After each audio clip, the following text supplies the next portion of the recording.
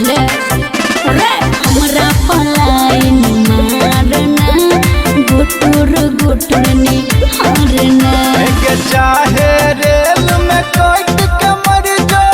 चाहे डूब के पानी में तोरा सो एगो छौरा नहीं पटो आहिक लगा ले जवानी में तोरा सो एगो छौरा नहीं पटो आहिक लगा ले जवानी में लगा ले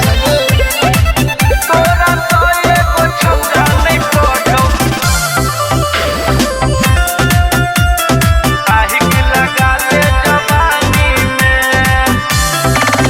हेगे 16 के तोहर जवानी छोगोर की कोले न के करो से प्यार गे नहीं चाही हमारा प्यार मोहब्बत नहीं चाही हमारा यार रे नहीं चाही हमारा यार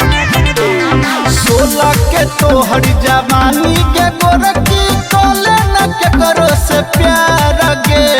नहीं चाही हमारा प्यार मोहब्बत नहीं चाही हमारा यार रे बड़ा दुख भरल छौगे रनिया तोरा कहानी में तोरा सो एगो छौरा नहीं पटो आहिक लगा ले जवानी में तोरा सो एगो छौरा नहीं पटो आहिक लगा ले जवानी में तोरा सो एगो छौरा नहीं पटो आहिक लगा ले जवानी में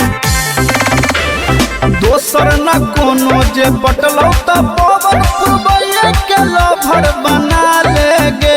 रे हना हना नहीं छिए छोरी हमरा से नजर हटा ले रे हमरा से नजर हटा ले रे हेगे दोसर नहीं कोनो पटलौ त राइटर संजीत के लभर बना ले गे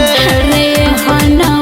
हना नहीं छिए छोरी हमरा से नजर हटा ले रे हेगे कौन चीज के कमी भेलो